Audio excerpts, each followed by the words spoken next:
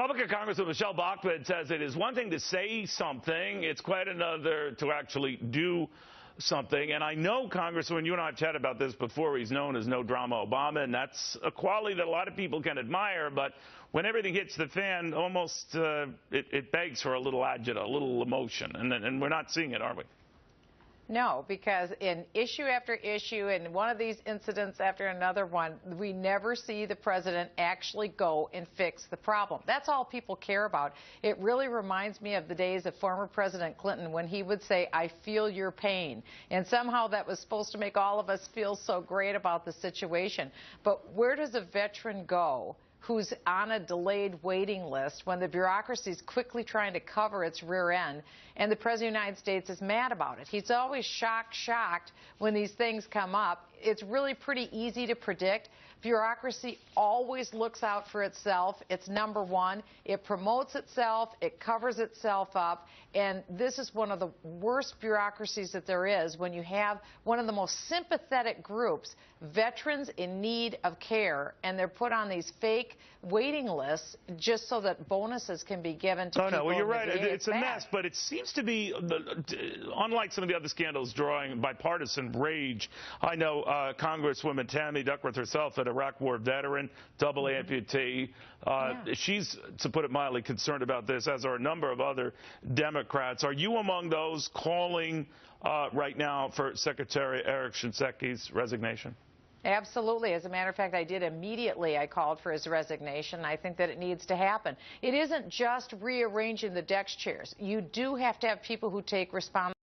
And for some reason, the Obama administration always wants to act like they're in a cloud floating above the problem, and it's a shock to them.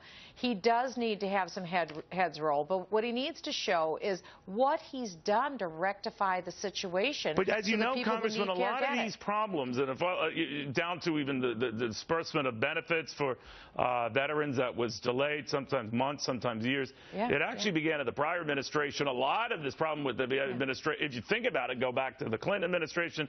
In other words, you could pick and choose your president and party, but it seems like, again, veterans get the short end of the stick. I mean, how do you guys hope to address that, redress that?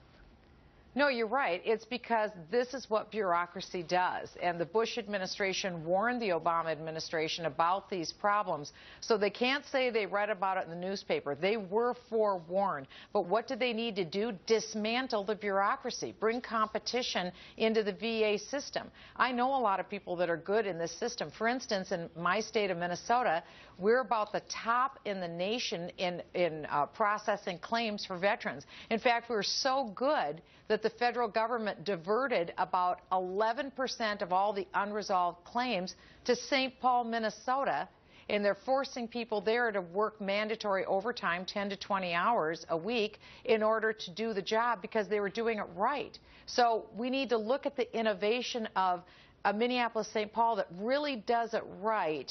And why can't a Phoenix get it right?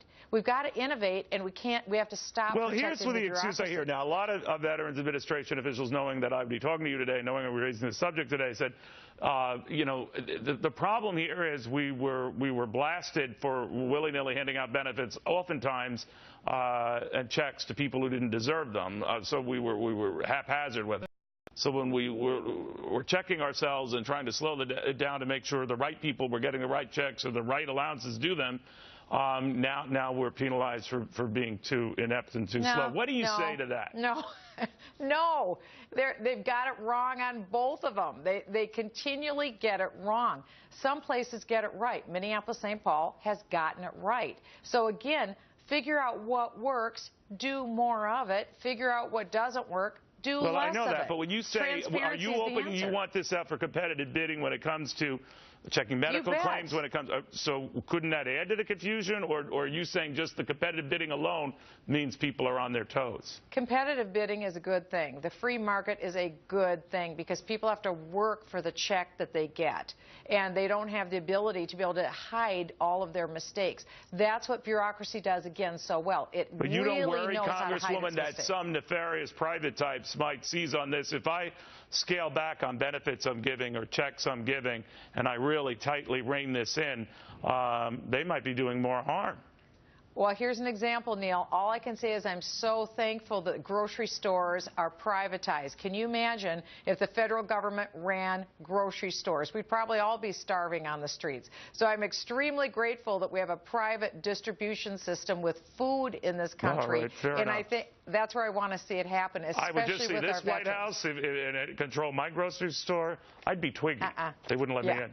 Congresswoman, thank you very, very much. Always good seeing you. Absolutely good to see you. Well, meanwhile, a very big primary day